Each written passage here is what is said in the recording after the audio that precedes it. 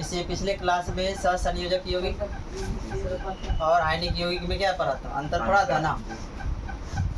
आज हम लोग उससे आगे पढ़ेंगे कि सहसंयोजक बंधन के प्रकार। इसका सहसंयोजक बंधन बताए थे कि इलेक्ट्रॉन के साझा के फलस्वरूप बने बंधन को हम लोग क्या कहते थे, सहसंयोजक बंधन, है ना।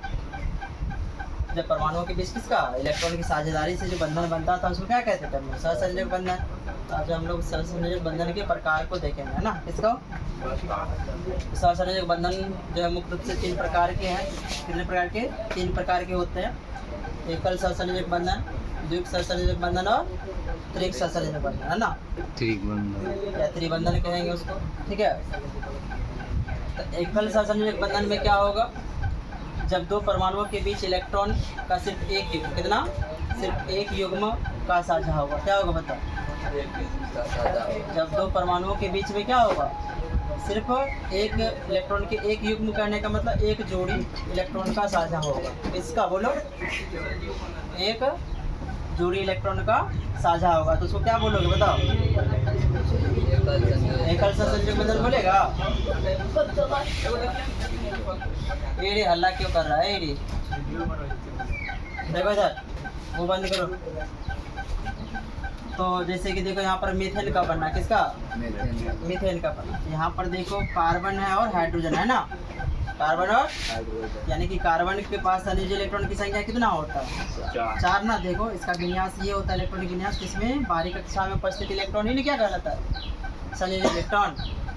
तो संयोजी इलेक्ट्रॉन 4 है यहाँ पर, और यहाँ पर हाइड्रोजन के पास तो 1 होते हैं, लेकिन हाइड्रोजन के 4 परमाणु है ना। तो प्रत्येक इलेक्ट्रॉन का प्रत्येक संयोजी इलेक्ट्रॉन, जब प्रत्येक इलेक्ट्रॉन क्या करेगा, हाइड्रोजन के, हाँ, हाइड्रोजन के इलेक्ट्रॉन से साझा करेगा। तो देखो यहाँ पर क्या किया कि ये जो कार्बन के पास 4 संयोजी इलेक्ट्रॉन दिखा ना, इस तरह से हाइड्रोजन को भी दिखाए। यहाँ पर देखो, तो यहाँ पर ये इलेक्ट्रॉन साझा करने का मतलब क्या हुआ, ये सभी अपने आप में अस्थायी होगा। क्या होगा बताओ, अस्थायी गुण धारण करता है, ठीक है। यहाँ पर जो है देखो, हाइड्रोजन अपना द्विक पूरा करता है, कार्बन अपना अष्टक पूरा करता है। तो क्या करेगा, हाइड्रोजन एक इलेक्ट्रॉन इनसे कार्बन से ले लेगा। तो देख रहे हो प्रत्येक हाइड्रोजन परमाणु कार्बन से एक इलेक्ट्रॉन ले लिया, है ना, साझा कर लिया। फिर कार्बन को चाहिए 4, तो 4 इलेक्ट्रॉन किससे साझा कर लेगा, हाइड्रोजन से।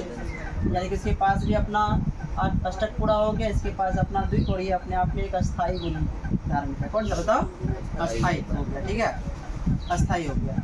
ये चीज़ें ध्यान रखना। तो ये कौन सा, और एक जोड़ी इलेक्ट्रॉन का साझा होता है उसको हम लोग सिंगल बॉन्ड से रिप्रेजेंट करते हैं ना, एक छोटी रेखा द्वारा दर्शाते हैं, जिसको हम लोग सिंगल बॉन्ड कहते हैं। क्या कहते हैं बताओ, सिंगल बॉन्ड कहते हैं। जाओ तुम लोग जाओ, देखो उसके बाद है द्विक सहसंयोजक बंधन। कौन सा, द्विक सहसंयोजक बंधन, जिसको हम लोग कहते हैं डबल कोवैलेंट बॉन्ड। कौन सा, तो जब संयोग करने वाले दो, है ना, 2 परमाणुओं के बीच कह सकते हो कि 2-2 इलेक्ट्रॉन का साझा हो। कितने, संयोग करने वाले दोनों परमाणु 2-2 इलेक्ट्रॉन का साझा करते हैं, तब उनके बीच जो बंधन बनता है उसको हम लोग क्या कहते हैं बताओ, द्विक सहसंयोजक बंधन कहते हैं। तो इसे जो है हम लोग 2 छोटी रेखा द्वारा दर्शाते हैं, है ना। और जैसे ऑक्सीजन अणु में कौन सा बंधन होता है, तो बोलेगा द्विक बंधन, है ना, द्विबंधन होता है, डबल बॉन्ड होता है। देखो वैसे भी ऑक्सीजन के बाह्यतम कक्षा में कितना इलेक्ट्रॉन होता है बताओ, 6 ना। यानी कि संयोजी इलेक्ट्रॉन की संख्या 6 हो गया। कितना हो गया, 6। यहाँ पर 6, देखो आपस में ये अपना अष्टक पूरा करेगा, ये अपना क्या पूरा करेगा, अष्टक पूरा करेगा, और ये स्थायी हो जाएगा। इनके बीच देखो तो 2 जोड़ी इलेक्ट्रॉन का साझा हुआ, कितना जोड़ी, इसलिए यहाँ पर डबल बॉन्ड। क्या बोलेगा, डबल बॉन्ड, ठीक है। और यहीं पर देखो 2-2 इलेक्ट्रॉन मतलब 2 जोड़ी हो गया। कितना जोड़ी, तो 2 जोड़ी, कितना। अब यहाँ पर हो गया आपको जब अगला है त्रिक सहसंयोजक बंधन। कौन सा बंधन, त्रिक सहसंयोजक बंधन। जब संयोग करने वाले 2 परमाणु 3-3 इलेक्ट्रॉनों का साझा करते हैं, किसका, 3-3 इलेक्ट्रॉनों का क्या करते हैं, साझा करते हैं। इनके बीच बड़े जो सहसंयोजक बंधन होते हैं उसको क्या कहते हैं हम लोग बताओ, त्रिक सहसंयोजक बंधन कहते हैं। इसमें जो है इसे 3 छोटी रेखा है ना, द्वारा दर्शाते हैं हम लोग, है ना। इसको ट्रिपल बॉन्ड कहते हैं, अतिरिक्त बंधन कहते हैं इसको। जैसे N2 अणु का बना था, N2 अणु में कौन सा बंधन होगा बताओ? त्रिबंधन होगा। देख लो ना, इसकी बाह्यता कक्षा में कितना 5 ना, यानी कि संयोजी इलेक्ट्रॉन 5 है। इसको अपना अस्थायी होने के लिए इसके 3 इलेक्ट्रॉन से साझा करेगा, और ये अपना अस्थायी होने के लिए इसके 3 इलेक्ट्रॉन से साझा करेगा ना। इस प्रकार यहाँ पर कितना बंधन बनेगा बताओ? 3 बंधन, यानी कि 3 जोड़ी इलेक्ट्रॉन का साझा होगा। कितना जोड़ी का? 3 जोड़ी का, है ना। ये इसका संयोजी बंधन का प्रकार है, ठीक है।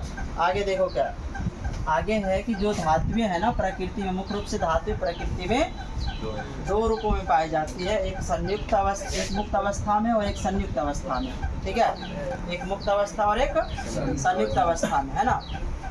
एक फ्री स्टेट में और एक कंबाइंड स्टेट में होता है। तो मुक्त अवस्था में किसको बोलेंगे, यानी कि उन धातु को हम लोग मुक्त अवस्था में बोलेंगे, पाई जाती है जो ऑक्सीजन, जलवाष्प और नाइट्रोजन आदि का जिस पर प्रभाव पड़ेगा। इस पर क्या पड़ेगा? ऑक्सीजन, कार्बन डाइऑक्साइड, जलवाष्प का प्रभाव जिस पर पड़ेगा, तो उसको हम लोग कौन अवस्था में बोलेंगे बताओ? है ना। पड़ेगा या नहीं पड़ेगा बताओ? नहीं पड़ता है, यानी कि क्या बोलेगा? वे धातुएं जिन पर ऑक्सीजन, क्या बोलेगा? जिन पर ऑक्सीजन, जलवाष्प, नाइट्रोजन आदि का कोई प्रभाव नहीं पड़ता, उसको क्या बोलेंगे बताओ? मुक्त अवस्था में बोलेंगे। किस अवस्था में? मुक्त अवस्था में बोलेंगे। जैसे देखो चांदी क्या है बताओ? चांदी का संकेत बोलो।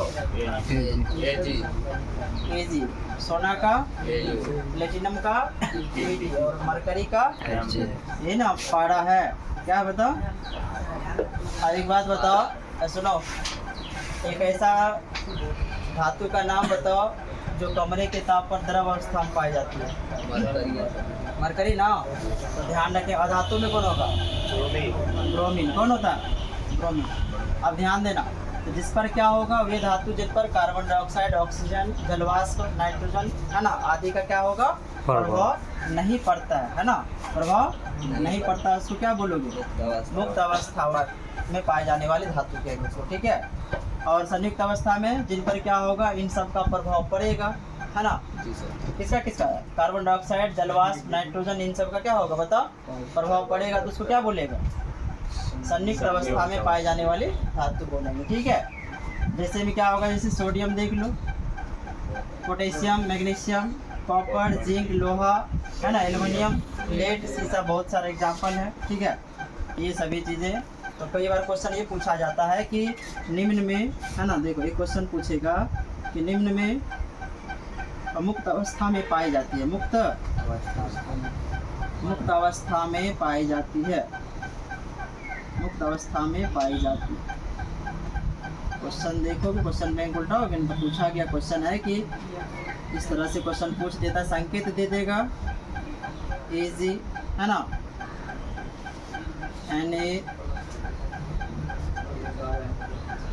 Na, Fe और Al, ठीक है। इस तरह से दे दिया, तो अब इसे बताओ कौन सा आंसर होगा? कौन सा होगा? यानी कौन मुक्त अवस्था में पाई जाती है ना। सोना, चांदी सभी सर ना, तो मुक्त अवस्था में देखा होगा लोग सब पहने रहता है ना, तो फिर भी उस पर कोई इसी तरह का जो है इफेक्ट नहीं पड़ता है ना। इसलिए जो है ऐसा क्वेश्चन पूछा भी जाता है, कौन संयुक्त अवस्था में, कौन मुक्त अवस्था में पाई जाती है, तो ध्यान रखिए, ठीक।